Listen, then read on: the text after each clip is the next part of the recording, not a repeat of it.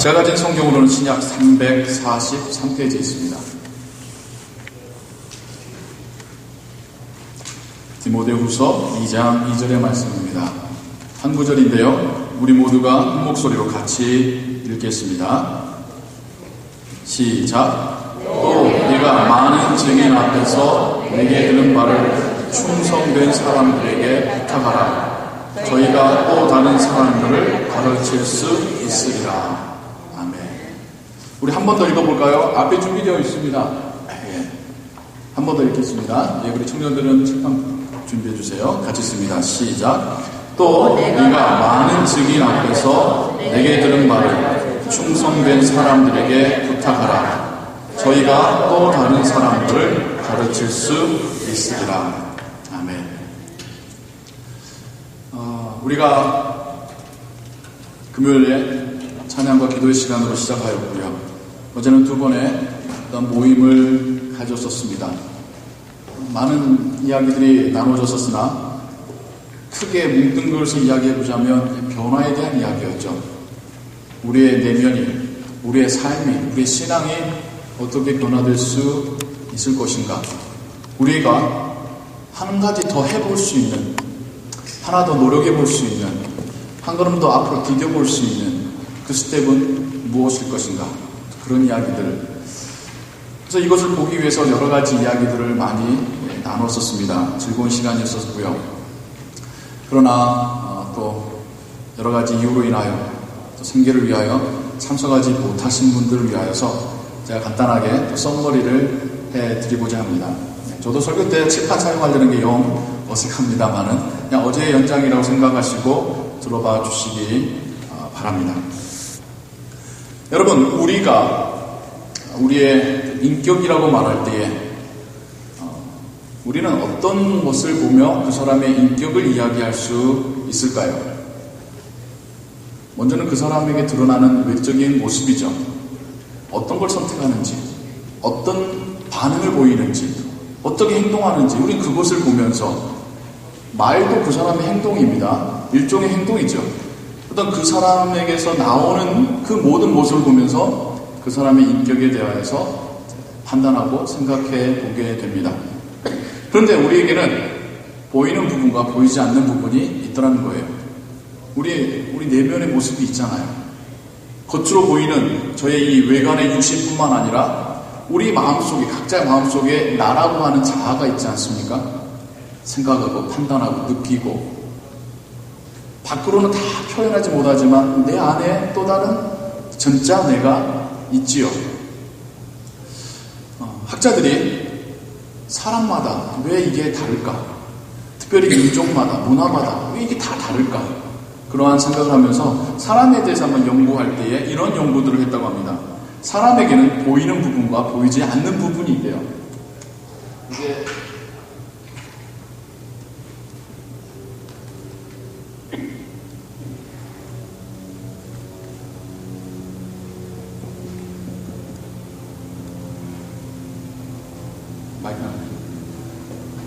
우리에게는 보이는 부분과 보이지 않는 부분이 있답니다. 우리의 겉으로 드러나는 부분은 어떤 부분이겠습니까? 우리가 행동하는 부분이죠. 혹은 우리가 표현하는 부분들이겠죠.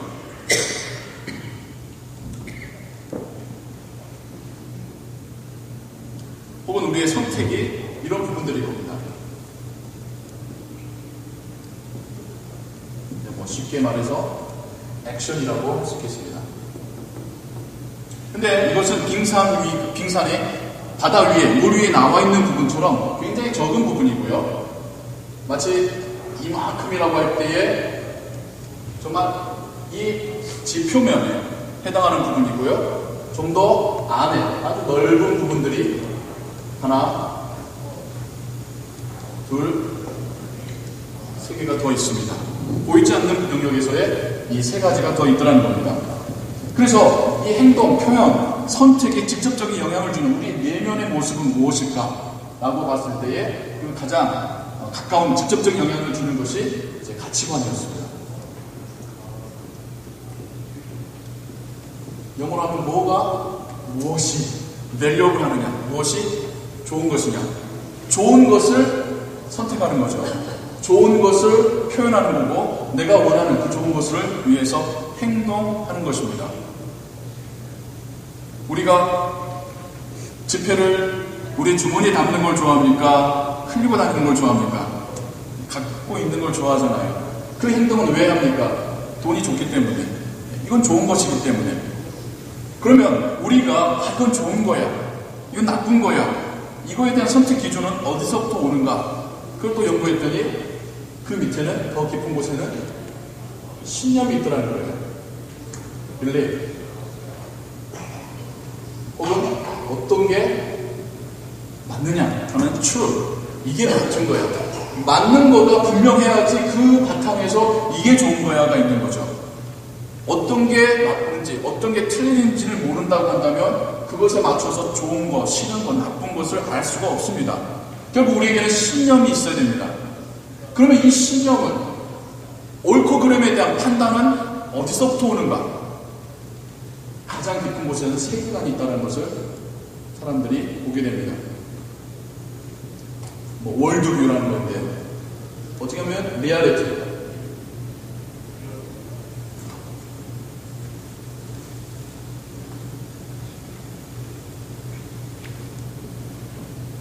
순간 철저히 앞돌아서 당황했습니다. 그러면 리얼리티. 이 세상에 실제는 무언가, 이 세상은 정말은 무언가, 거기에 따라서 뭐가 옳고 그른 게 판단이 되고, 그렇기 때문에 좋고 싫은 게 분명해져서 거기에 따라서 행동하게 된다는 거예요. 여러 이야기 다 접어두고요. 우리 신앙에 대한 이야기 한번 해볼까요? 우리가 이 세상에 하나님께서 지으셨다라고 하는, 이 세상을 하나님께 통치하신다고 하는 세계관을 갖고 있을 때야 비로소 그 하나님의 나라에 대하여, 그 하나님의 나라에 들어갈 수 있는 유일한 길이 예수 그리스도라는 tru를 믿게 됩니다. 그 위에서 그러면 우리가 하나님을 위해 살 수 있는, 혹은 그 믿음을 따라 살 수 있는 것이 무엇인가 하는 가치 판단이 되는 것이고, 그래서 그 가치 판단에 따라서 우리가 행동하는 것이죠. 여러분, 주일날 교회 나와서 예배 드린다고 하는 이 행동, 표현, 선택, 놀러 가실 수도 있었죠. 여행 가실 수도 있었죠. 더 잠을 주무실 수도 있었었죠. 그런데 왜 교회 나와서 예배를 드리느냐? 이게 더 나은 일이라는 것으로 생각하시기 때문이에요. 집에서 잠 한두 시간 더 주무시는 것보다 교회 나와서 예배 드리는 것이 더 좋다, 가치 판단하시기 때문입니다. 어떠한 신념 위해서요? 여기서부터는 좀 많이 달라질 수 있겠죠. 자는 것보다 교회 나가서 사람들 만나는 게 더 재미있으니까. 잠자는 것보다 교회 나가서 식사하는 게 더 내 몸에 유익이 있으니까. 그런데 그 신념이 이게 하나님께서 원하시는 것입니까? 이게 내가 하나님을 만나며 하나님을 인하여 은혜를 충전하는 기회니까 라고 하는 신념이, 믿음이 있으신다는 거죠. 그러면 그 믿음은 하나님이 계시다라고 하는 가장 근본적인 생각으로부터 시작되었다는 것입니다. 굳이 삼일체 하나님에게 우리가 적용을 해보자면 이 세상에 대한 리얼리티, 정말 내추럴에 대한 생각은 성부 하나님에 대한 영역이겠죠. 성부 하나님이 이 세상을 만드셨다라고 하는 그 믿음이 우리 안에 있을 때에 우리에게 올바른 세계관이 정립됩니다. 이 세계관이 성부 하나님에 대한 믿음이 없다면 물질주의적인 세계로 보겠죠. 자연스럽게 어쩌다 보니 물질과 물질이 만나서 이렇게 구성되었다. 진화론적인 생각이다, 물질주의적인 생각이다, 세계관을 어떻게 보느냐에 따라서 그 다음에 나의 신념이 바뀌게 됩니다. 그렇다고 한다면 우리의 믿음은 삼위 하나님의 중에서 굳이 좀 적용해보자면 어느 영역에 속하겠습니까? 성자 하나님이시겠죠. 우리의 믿음은 뭡니까? 나를 구원하신 분이 예수님이시다는 거죠. 우리에게 있어서 신념에서 가장 중요한 부분은 예수님이 나의 구주시다라는 것, 나를 위해 죽어주셨고 또한 나를 위해 부활하셨다라는 것, 나도 주님처럼 부활하여 하나님 나라 갈 거라는 이 신념, 이게 우리에게 세계관 위에 쌓여져 있는 것입니다. 이 위에 그러면 우리가 어떻게 할 것인가, 무엇을 할 것인가, 가치 판단에 우리에게 영향을 주는 하나님은 성령 하나님이십니다. 우리의 일상의 삶 속에서 우리에게 도전해 주시고 우리에게 감동을 주시고 우리를 깨닫게 하시고 우리를 순종하게 하시는 성령 하나님의 역할이 아마 우리의 가치관에서 역할하시는 그런 역할일 거라고 적용해 볼 수 있을 것 같습니다. 하나님께서 우리 안에서, 삼위 하나님께서 우리 안에서 이렇게 역사하실 때야 비로소 우리의 행동과 표현과 선택에 있어서의 변화가 일어나게 됩니다. 우리가 회심에 따라할 때, 우리가 사람이 바뀌어가고 있다 할 때, 우리가 변화되어 가고 있다 할 때, 우리가 성숙되어져 가고 있다 할 때, 우리는 어떤 영역에서의 무엇의 변화를 말하는 것인가? 그냥 행동만을 이야기하는 것이 아닙니다. 그냥 행동이 나올 수 없습니다. 혹은 심지어 이 안에서 뒤죽박죽 되어서 올바른 가치관이 아닌데도 행동은 똑같이 할 수가 있습니다. 신념이 올바르지 못한데도, 성경적이지 못한데도 행동은 똑같은 모습으로 보일 수 있습니다. 교회에서 봉사할 때나 그냥 사회봉사단체가 봉사할 때나 행동은 똑같아 보입니다. 하지만 그 안에서 가치관과 신념과 세계관은 다른 것이죠. 우리가 주님을 만나고 우리가 신앙으로 성숙되어진다 할 때에 우리의 세계관에서부터 분명한 믿음이 정립이 이루어져야 됩니다. 진짜 이 내가 살고 있는 속해 있는 이 우주가 하나님께서 창조하셨고 운행해 가시고 하나님의 나라가 있다라고 하는 이 세계관이 분명하실 때 그러면 그 위에 그 나라에 들어가는 것은 오직 예수 그리스도 한 분뿐이라고 하는 우리의 믿음이 더 분명해질 것이고요. 그 믿음이 분명해질 때에 우리는 어떤 행동을 해야 될지 가치 판단에 있어서 성령의 인도하심을 따라가게 될 것입니다. 근데 우리의 문제가 뭐냐면요, 모르는 게 아닙니다. 이거 안 믿는 거 아닙니다. 근데 내 안에 이것 말고도 또 있다는 게 문제죠. 우리가 말로는 이 세상을 하나님께서 만드셨다고 하지만 또 우리 한쪽 구석에서는 다른 세계관이 여전히 영향을 끼치고 있습니다. 우리가 예수님이 나를 구원하셨다는 걸 믿습니다. 알고 있습니다. 그런데 우리에게는 또 다른 믿음이 있어요. 그래도 돈은 있어야지. 그래도 내 것부터 챙겨야지. 우리가 성령께서 우리를 하여금 어떤 게 더 가치 있는 일이다 알려주시는 가치관은 있습니다. 최소한 교회 다니신다고 한다면 없는 분이 없어요. 근데 우리의 문제는 이것 말고도 우리의 생각을 빼앗아가는 것들이 너무 많다는 것이죠. 그렇기 때문에 우리가 최종적으로 나타나는 이 행동과 표현과 선택에 있어서 물론 하나님께서 상담할 때도 있지만 그러지 못할 때가 많은 이유가 우리 안에 정말 하나님만 계시지 않기 때문이겠죠. 우리가 성령으로 충만케 되어 간다는 것은 점차 이 세계관에 있어서, 신념에 있어서, 가치관에 있어서 하나님께서 차지하시는 위치가 커져가는 것을 말하는 것일 것입니다. 나의 세계관을 분명하게 세우시는 분, 나로 하여금 분명히 예수님만 믿게 하시는 분, 나로 하여금 하나님을 위한 선택을 하게 하시는 그 성령의 역사가 우리 안에서 더 강력하게 일어날 때, 우리가 거기 순종할 수 있을 때 우리는 전인격적으로 하나님으로 인하여 변화되고 성숙된 사람이라고 말할 수 있을 것입니다. 제가 왜 이 이야기를 하겠습니까? 우리 인생의 행복이 여기 있습니다. 물론 우리 하나님 나라 가는 게 우리의 목표인데 그냥 막 굴러서 살다가 그냥 막차 타고 문 열고 들어가는 그런 하나님의 나라가 아니라 이 세상 살 때부터 우리의 내면의 모습이나 우리가 해가는 그 삶의 모습이 좀 하나님 기뻐하시는 온전한 사람으로 살다가 하나님께로 나아가는 것, 이게 행복한 인생 아니겠습니까? 평생을 영적인 가난한 자로, 좋은 의미 말고요, 그러니까 좀 더 실감나게 말하면 영적인 거지로 살다가 막차 타고 하늘나라 가는 것이 아니라 이 세상 살 때도 하나님 주시는 은혜와 기쁨과 평안을 가지고 살다가 하나님 나라 가야 하지 않겠습니까? 우리에게 필요한 것은 우리 깊은 곳에서부터의 변화입니다. 확신이고 신념입니다. 우리 하나님을 붙잡아야 됩니다. 그러할 때에 우리가 행하고 표현하고 선택하는 것도 바뀔 뿐만 아니라 진정 우리의 삶 속에 필요한 것들 하나님 채우시게 될 것입니다. 슬퍼하고 좌절하고 외로워하고 그렇게 사는 것이 아니라 행복해하고 정말 열정이 넘치고 소망이 넘치고 참 인생 살만해, 그러한 기쁨의 고백을 하면서 살아야 되지 않겠습니까?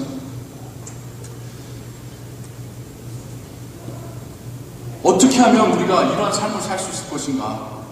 결국 교회가 성도님들에게 해드려야 될 것은 이러한 것에서의 변화와 경험이죠.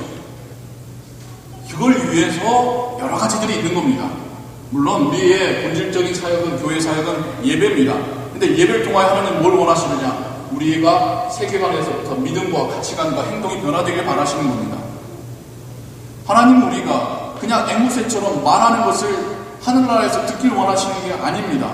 우리가 세계관에서부터 신념과 가치관과 행동이 변화되는 그 모습을 통하여 하나님이 영광 받으시는 겁니다. 여러분, 부모님이시니까 아시잖아요. 자녀들이 립 서비스만 잘하면 그거 보면서 에이 그 녀석 내가 네 속 모를 줄 아나? 부모님도 그러시잖아요. 근데 찾았던 아이들이, 사춘기 때 그렇게 당황했던 아이들이 어느 순간 변해갑니다. 부모님도 이해하게 되고 철있게 행동합니다. 그거 보면서 부모님들 행복해하지 않습니까? 진짜 부모님들이 자녀를 보시면서 행복하실 때 그때 아닙니까? 마찬가지입니다. 하나님도 우리를 보시면서 우리의 립 서비스만을 원하시는 것이 아닙니다. 우리의 내면의 더 많은 부분에서의 변화를 원하십니다. 이걸 통하여 영광받기 원하십니다. 세미나를 하면서 혹은 평소에 제가 소그룹 모임을 하면서 정말 자주 여쭤봅니다. 물어봅니다. 왜냐면 좀 알아야겠으니까요. 어떤 교회가 좋은 교회인 것 같습니까? 어떤 신앙생활이 좋은 신앙생활이라고 생각하십니까? 교회가 어떻게 바라십니까? 재밌는 대답은 공통적이라는 거예요. 뭐에 대해서 공통적이냐면 나에 대해서 잘해주는 교회. 말은 이렇게 말합니다. 사랑이 많은 교회. 근데 그 속마음은 뭐예요? 나한테 사랑으로 대해주는 교회. 따뜻한 교회. 근데 결국 속마음은 뭐예요? 나한테 따뜻하게 대해주는 교회. 나 이해해주고 나한테 좀 맞춰줄 수 있는 교회. 내가 좀 힘들어할 때 뭐 이렇게 야단치기보다는 위로해줄 수 있는 교회. 내가 뭐 어쩔 줄 몰라서 가만히 있으면 먼저 다가와서 말해줄 수 있는 교회를 많은 성도님들이 원합니다. 좋은 교회 하면요, 정말 예배가 은혜 서는 교회 10명 중에 1명 대답하고요, 앞에서 다 그런 이야기 하시니까 마지막 가서 이제 그렇게 말씀하시고요. 대부분은 우리 모두가 사랑이 많은, 쉽게 말하면 나한테 잘해주는 교회를 원합니다. 근데 뭐가 문제예요? 다 그렇게만 원하고 있다는 게 문제입니다. 예, 그럴 수 있어요. 사람이니까. 하지만 우리에게 있어서 변화가 좀 시작되어야 합니다. 항상 수동적으로 누군가 나에게 잘해주기만을 바라는, 기다리는 것이 아니라, 그래서 다 그냥 가만히 서 있는 것이 아니라 한 사람이라도 몇 사람이라도 먼저 움직여가기 시작한다면, 그 움직임으로 다른 사람이 또 움직여가게 된다면, 그러면 우리가 변하게 될 것입니다. 하나님은 우리가 먼저 움직이는 사람이 되기를 원하십니다. 그냥 다른 사람이 먼저 나에게 와주는 것이 아니라 내가 다른 사람에게 가주는 사람이 되기를 원하십니다. 하나님은 우리에게 먼저 다가오신 분이십니다. 이스라엘 민족은, 인류는 그냥 하늘만 쳐다보고 있었습니다. 하나님 언제든지 메시아를 보내주시어 우리를 구원하소서, 우리를 이 고통에서 해방시키소서. 하나님이 인간의 모습으로 우리에게 오셨습니다. 그게 성육신이에요. 우리에게 다가오셨고요, 우리 가운데 몇 사람을 훈련시키셨고, 이제 그 사람의 사명 맡겨서 우리에게 보내셨습니다. 그 사람으로부터 시작된 그 무브먼트가, 그 충격이, 그 자극이, 그 변화가 계속해서 이루어져서 오늘날 우리에게까지 왔습니다. 여기서 그 은혜 받지 않은 사람 아무도 없습니다. 여기서 예수님을 꿈에서 만나서 그냥 교회 나오신 분이 있습니까? 아니에요. 결국 먼저 믿었던 사람에 의하여서 우리가 교회로 인도함 받았습니다. 여기서 하나님 믿게 될 때 다른 사람 도움 없이 받은 사람이 있습니까? 오해하지 마세요. 우리가 구원을 다른 사람의 도움으로 간다는 게 아니라 결국 우리는 다른 사람이 필요했었습니다. 교회 생활할 때에 예배 저렇게 하는 거구나, 기도 저렇게 하는 거구나, 헌금 저렇게 하는 거구나. 어떻게 아셨어요? 다른 사람 모습을 보면서 아셨습니다. 다른 사람이 위로해 줌으로 인하여서 여러분이 위로를 받았습니다. 다른 사람의 모습을 보면서 사랑을 느꼈습니다. 다른 사람이 섬겨주는 것을 통해서 여러분들이 섬김을 받았기 때문에 여기에 앉아 계시는 겁니다. 이제 우리의 차례입니다. 여러분의 차례입니다. 하나님께서 이제까지 사람들을 보내시어 여러분들을 움직이게 하셨습니다. 여러분들을 세워놓으셨습니다. 여러분들을 죄에서부터 구원해내셨습니다. 디모데후서 2장 2절의 말씀처럼 이제 여러분들이 다른 사람을 섬기고 여러분들이 다른 사람을 사랑하고 우리가 다른 사람에게 먼저 다가가길 원하시는 것이 하나님의 뜻입니다. 사랑하는 성도 여러분, 왜 나에게 관심 가져주지 않는가? 왜 나 이해해주지 않는가? 왜 나 도와주지 않는가? 이젠 그것을 멈추시고 내가 도와줄 수 있는 사람이 누구인가? 내가 다가갈 수 있는 사람이 누구인가? 지금 하나님은 우리에게 알려주고 계십니다. 정말 내 눈에 밟히는 그 사람, 내 마음에서 참 나로 하여금 걸리게 하는 그 사람 찾아가서 위로의 말이든 아니면 지혜의 말이든 격려의 말이든 해주십시오. 나눠주십시오. 하나님께서 역사하신 것을 경험하시게 되실 것입니다. 아, 정말 하나님은 이렇게 사역하시는구나 경험하게 되실 것입니다. 하나님의 능력, 이적, 이상한 데서 찾지 마세요. 우리의 삶 가운데 우리가 발견할 수 있습니다. 언제요? 우리가 하나님을 위해서 일할 때, 우리가 하나님의 이름으로 다른 사람에게 다가갔을 때요. 저 개인의 이야기를 좀 해보자면요, 대단한 이야기는 아닙니다만은 왜 목사가 목사다워지는 줄 아십니까? 목사의 역할을 하기 때문에 그거에 맞춰서 그 감당할 수 있도록 하나님께서 지혜도 주시고 저를 바꿔가시고 저를 훈련해 가신 것을 경험하게 됩니다. 제가 1대1로 사람 만나면요, 말 잘 못하는 편입니다. 쑥스러워요. 또 혹은 말씀을 전하러 올라왔을 때 말고 다른 일로 여러분 앞에 나왔을 때 되게 쑥스러움을 많이 탑니다. 뭐 크리스마스 이브 때 뭐 앞에 나와서 찬양 부르고 뭐 이렇게 댄스를 하기도 하고 아이들은 뭐 연극하기도 하죠. 저는 잘 못해요. 신기한 것을 주의 말씀 들고 섰을 때는 용기를 주십니다. 개인적으로 저 잘 말 못해요. 그냥 되게 듣고 있는 타입입니다. 그러나 목회자의 입장으로 카운슬링을 하려 할 때는 하나님께서 제 입에 저도 깜짝 놀랄 정도로 은혜롭고 지혜로운 말씀을 주십니다. 말을 하고 있지만 그건 내 말이 아니고 야, 하나님께서 정말 이게 하나님의 뜻이구나 말하면서 제가 배웁니다. 성경 공부할 때 가르쳐 드리면서 제가 배웁니다. 여러분, 하나님의 능력을 경험하고 싶으십니까? 정말 하나님께 살아계시고 나를 사용하신다는 것을 경험하고 싶으십니까? 하나님 일을 해보십시오.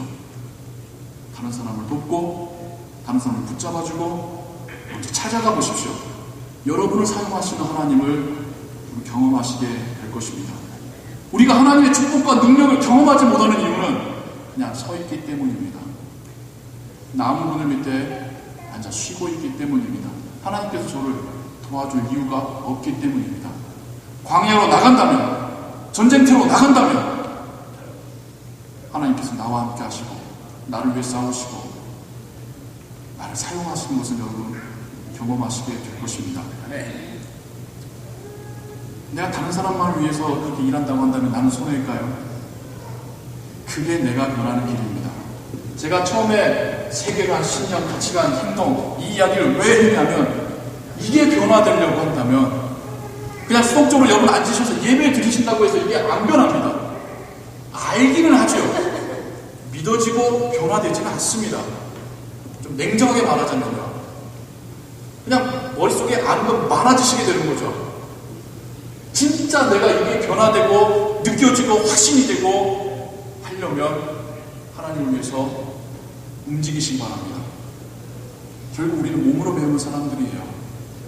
하나님을 위해 헌신할 때에 특별히 예수님처럼 사람에게 집중하고 사람을 살려내고 사람을 세워내실 때에 여러분 우리가 변해가는 것을 여러분 경험하시게 될 것입니다. 제가 어제 세미나를 하면서 마지막으로 어떤 적용점으로 이제 우리 한번 기도의 파트너를 사귀어 봅시다 라는 말씀을 드렸었죠. 나 혼자도 기도하기 힘든 게 우리의 신앙의 현주소이죠. 그런데 내가 누군가와 함께 그 사람에게 나의 기도의 제목을 나누어서 기도를 부탁하고 그 사람이 나를 위해서 기도해 줄 것을 믿고 서로 누군가 나를 위해서 기도해 준다라는 그런 기도의 파트너를 갖게 된다면 내가 누군가를 위하여서 일하고 내가 누군가에게 다가가는 것에 대한 좋은 훈련이 되겠구나, 좋은 스태핑 스톤이 되겠구나라고 생각하며 여기 세미나에 참석하신 분들과 함께 나눠서 썼습니다. 여러분, 결국 우리를 바꾸는 것은요, 앉아서 기름을 채워넣듯이 뭔가 채워넣어야지만 우리가 바뀌어지는 게 아닙니다. 우리가 움직여야지 우리가 바뀌어지기 시작합니다. 우리 교회 안에서 내부적으로 활발하게 움직여야지. 먼저 다가가고 신앙으로 함께 할 때에 그때 우리 안에 변화가 일어나게 됩니다. 신앙의 원리는 세상의 원리하고 다릅니다. 내가 움직일 때에, 내가 먼저 내놓을 때에, 내가 먼저 헌신하고, 내가 먼저 사역하고, 내가 먼저 다가갈 때에 하나님께서 더 많은 것으로 나를 채우시더라는 것입니다. 그와 함께 그러면 나는 다른 사람과 관계를 어떻게 맺을 것인가? 내가 다른 사람과 만나서 신앙의 관계를 맺을 때에, 내가 그 사람에게 선한 영향력을 끼치고 싶을 때에 우리가 어떻게 하면 좋을 것인가? 나는 어떻게 하면 좋을 것인가? 어떤 질문이 생길 수가 있겠죠. 무작정 찾아가서 잘 있었어요? 그런다고 될 일은 아니잖아요. 그건 세상에서 많이 하지 않습니까? 그런다고 해서 사람이 바뀌지 않잖아요. 그런다고 해서 내가 바뀌지는 않았지 않습니까?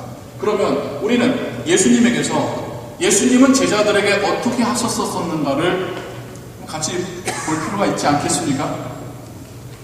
8단계로 나누어서 설명하는 분의 그 내용을 또 어제 세미나에서 여러분과 함께 나누어서 썼습니다. 예수님이 제자들을 어떻게 관계에 맺으셨었는가? 첫 번째가 선택이었습니다.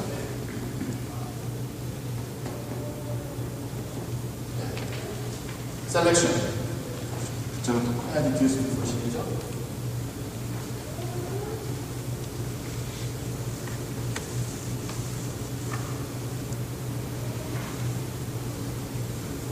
선택.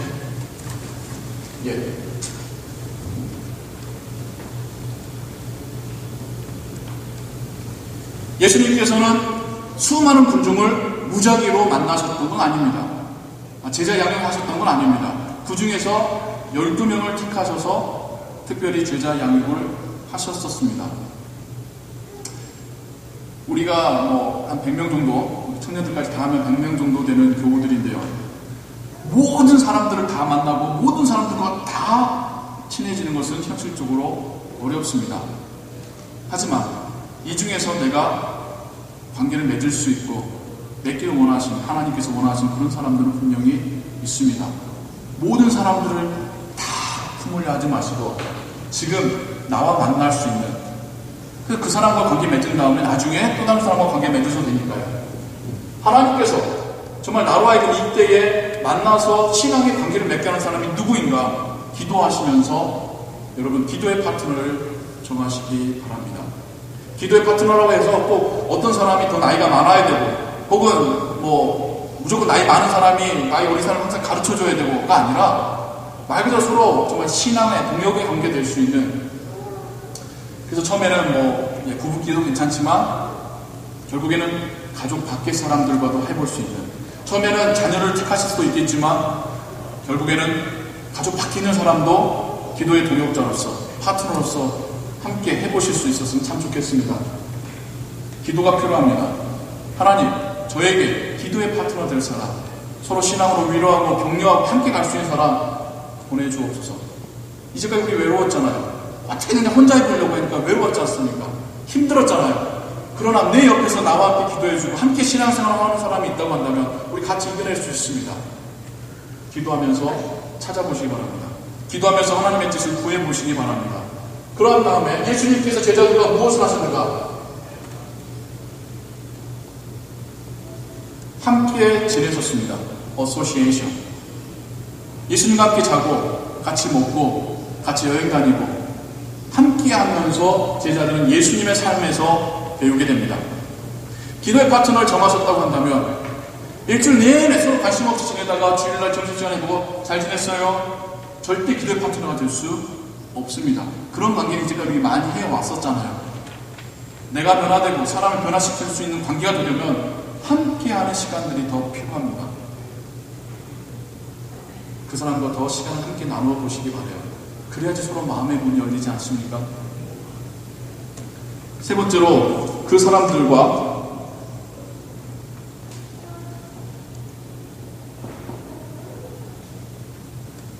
consecration, 구별된 삶을 사셔야 됩니다. 예수님은 제자들을 세상으로부터 끊어내셨습니다. 성별이란 말, 거울과 함께 구별한다는 의미인데 차별이란 말과 여러분 혼동하지 마세요. 내가 기도의 파트너 맞은 그 사람만 사랑해서 다른 사람들은 다 차별하겠다가 아니라 편애하겠다는 것이 아니라 예수님은 제자들과 세상에서 끊어진 삶, 거룩한 삶을 사셨습니다. 함께 있는 동안에 여러분 기도의 파트너 만나서 세상 사람들도 하는 거 해서는 기도의 파트너가 될 수 없습니다. 세상 사람들이 하듯이 만나서 수다 떠시고 다른 사람 험담하시고 그냥 운동하고 끝내시고 술 마시고 끝내시고 이게 안 되면 아무리 택하셔서 그 사람과 함께 시간을 보냈다고 하더라도 그 사람과 신앙의 관계는 될 수가 없습니다. 그 사람과 함께 신앙의 시간을 보내시기 바랍니다. 대화를 나눠도 신앙의 시간, 신앙의 대화를 좀 나누시기 바라요. 그러할 때 내가 변하고 그 사람이 변하는 것을 여러분 분명히 경험하시게 될 겁니다. 그 다음이요. 한자 표현인데 giving away, 주는 겁니다. 사랑은 주면서 표현하는 겁니다. 말로만 하는 사랑은 사랑이 아니죠. 말로만은 다 할 수 있는 거죠. 진짜 사랑한다면 주고 싶어지는 겁니다. 줄 수밖에 없는 겁니다. 우리가 하나님께 우리의 시간을 드리고 우리의 물질을 드리고 우리의 삶을 드리는 이유는 뭡니까? 우리가 하나님께 사랑하기 때문에, 하나님께부터 받은 바 사랑 때문에 내가 감격해서 하나님 사랑하는 마음을 하나님께 드리는 거 아닙니까? 만약에 조금이라도 의무감에서 조금이라도 안 내면 벌 받을 것 같아서라고 하시다면 그거는 온전한 예물도 아닙니다. 내가 사랑하기 때문에 드려야지 하나님께 드려지는 예물이겠죠. 관계에서도 마찬가지입니다. 정말 하나님께서 어떤 사람을 내 마음에 주셨어요. 만나서 이렇게 이야기 나누고 그 사람의 아픈 이야기, 그 힘들어하는 이야기를 들었어요. 그래서 그 사람을 위해서 기도하겠다 하고는 끝입니다. 사랑한다, 기도한다는 것은 그 사람에게 아무 의미가 없는 겁니다. 함께 주고받을 수 있어야 됩니다. 꼭 뭐 돈이라고 생각하지 마세요. 내가 그에게 줄 수 있는 게 뭔가, 줄 수 있을 때 관계가 진짜 맺어지게 되는 것입니다. 여러분 안 그래요?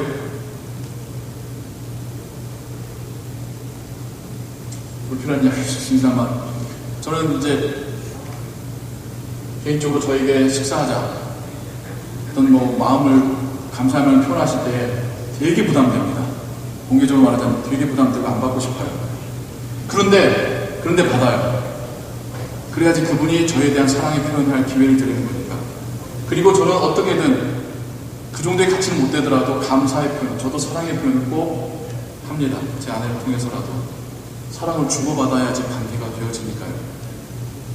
여러분, 기도의 동역자든 아니면 신앙의 관계를 만들어갈 때에 내가 줘야 된다는 것도 여러분 잊지 마시기 바랍니다. 그 다음에요. 예수님은 제자들에게 시범을 보여주셨습니다. 데몬스트레이션. 신앙을 이제 막 시작한 사람들이 더 변화되고 어떤 신앙생활을 이렇게 해야 되는구나 알아가려면 어떻게 해야 되겠습니까? 먼저 하는 사람들을 보고 하는 거죠. 보고 따라할 사람이 없으면 발전이 없습니다. 여러분, 동역의 관계에서 예수님도 제자들에게 직접 보여주시면서 제자들이 따라하게 하셨습니다. 기도하는 모습을 보여주셨습니다. 말씀 가르치는 모습을 보여주셨습니다. 정말 사랑으로 감싸 안는 것을 보여주셨습니다. 그러니까 나중에 제자들이 예수님 떠나신 다음에 그런 사역을 할 수 있었던 것입니다. 기도의 동역자들, 신앙으로 다른 사람에게 선한 영향을 끼치기 위한 멘토링 관계를 하시든 그 사람에게 시범을 보여줘야 한다는 것을 잊지 마십시오. 참 힘들죠. 이때부터는 너무 힘들어집니다. 저도 이 부분에서는 참 부끄러워요. 그러나 하나님은 내가 먼저 시범 보이길 원하신다는 것을 잊지 마십시오.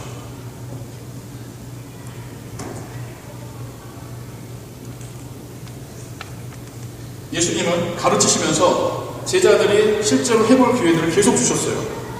제자들을 보내셔서 기도하게끔, 귀신 들린 자를 위해서 기도하게끔 시키시기도 하셨고요. 제자들을 보내셔서 전도하게끔 시키셨고요. 심지어 예수님께서 칭찬하시면서도 제자들에게 명령을 맡기시고 가셨습니다.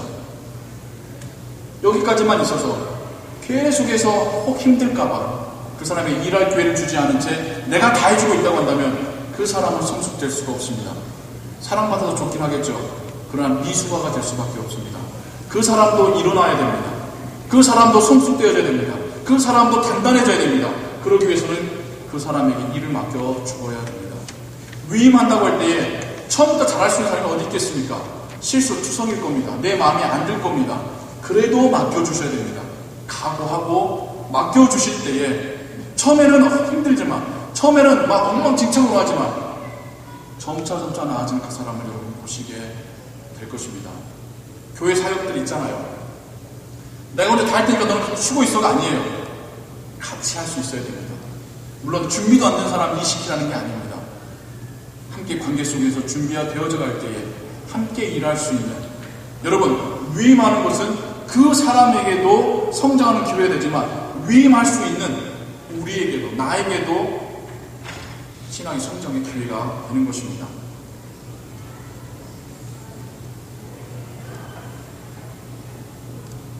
그 다음에 19주의자 감동입니다. 예수님께서는 제자들에게 맡긴 다음에 나 몰라라 하신 게 아니라는 거죠.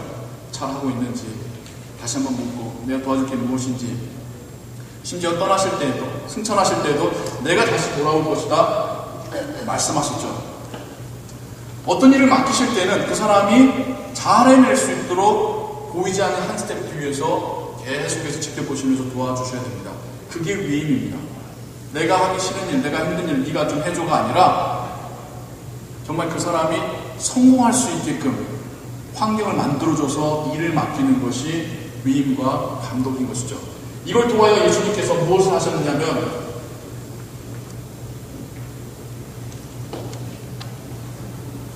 제자들이 재생산을 하기를 원하신 것입니다. 예수님의 마지막 목표는 여기까지에 있었던 것이죠. 예수님은 그 12명만 케어하려고 이 세상에 오신 것이 아니라 그 12명부터 재생산하는, 새로 생산된 사람이 또 다른 생산을 해나갈 수 있는, 하나님의 자녀가 된 사람이 또 다른 하나님의 자녀를 이끌어내고 세워내고 살려내는 재생산의 연속을 바라시면서 제자 양육을 하셨던 것입니다. 오늘날 교회에 대해서 비판이 많죠. 교회가 왜 이런가? 신앙에 대해서도 회의적입니다. 왜 그럴까요? 이게 안 되기 때문입니다. 생산이 안 되기 때문이에요. 받기는 좋아하는데 나에게서 생산이 안 되기 때문에 우리가 죽어가고 있는 겁니다. 교회가 힘을 잃어가고 있는 것입니다. 본받을 만한 신앙인이 없어져 가고 있는 것입니다. 여러분 진짜 바뀌기를 원하십니까?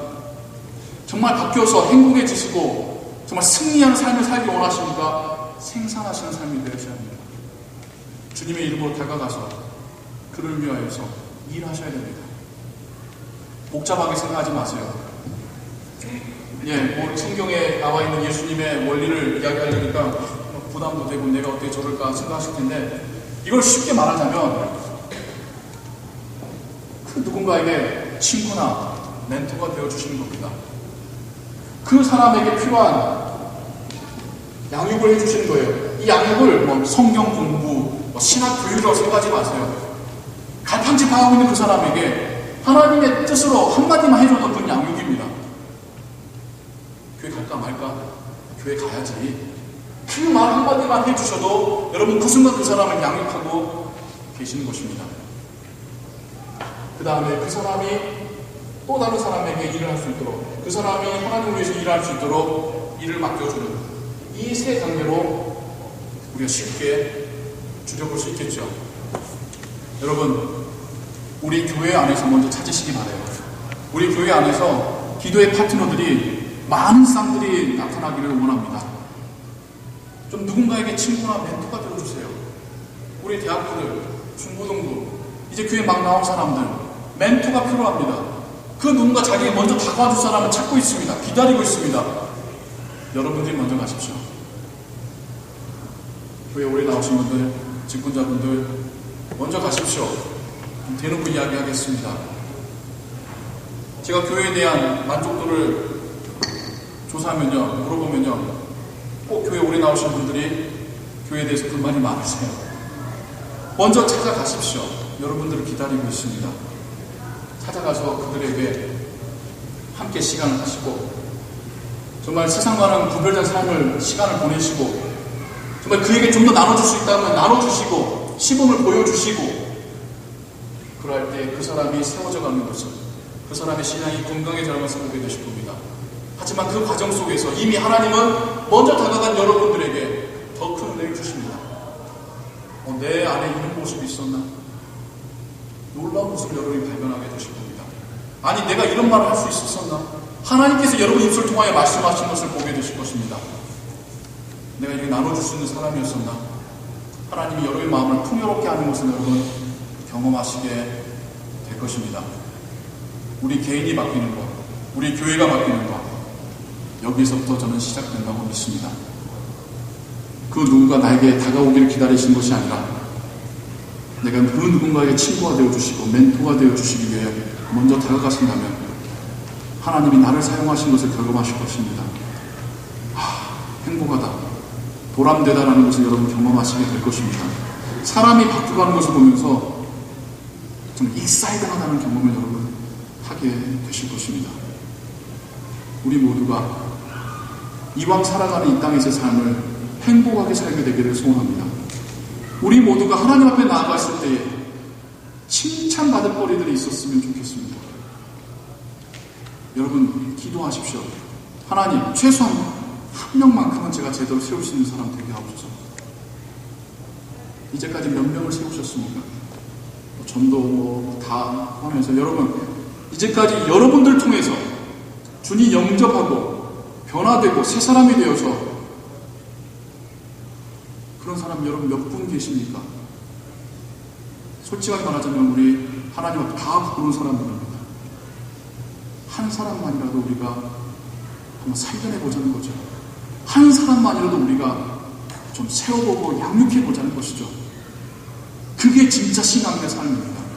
그게 진짜 제자의 삶입니다. 그렇게 사셔야지 하나님께서 살아계심을 경험할 수 있습니다. 그렇게 사역하셔야지 하나님의 능력을 경험하실 수가 있습니다. 그러할 때에 맺혀진 열매를 통하여 행복한 인생이 될 수가 있습니다.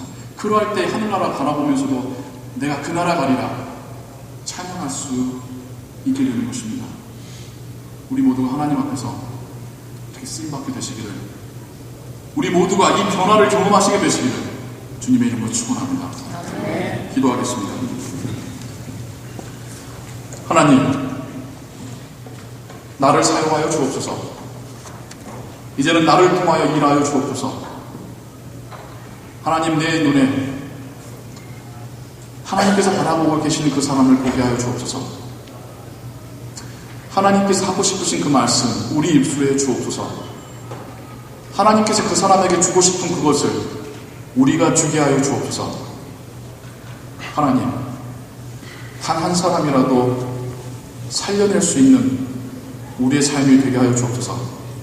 단 한 사람이라도 주님께 손잡고 데려갈 수 있는 우리의 인생 되게 하여 주옵소서. 하나님을 위하여 일할 때에 정말 놀라운 인생이라는 것을 경험하게 하여 주옵고, 진짜 그럴 때에 하나님 살아계심을 체험하게 하여 주옵소서. 나로부터 변화가 시작되게 하시고, 이 변화가 우리의 가정을, 우리의 교회를, 이 지역사회를 바꿔가는 시작이 되게 하여 주옵소서. 예수 그리스도의 이름으로 기도하옵나이다. 아멘.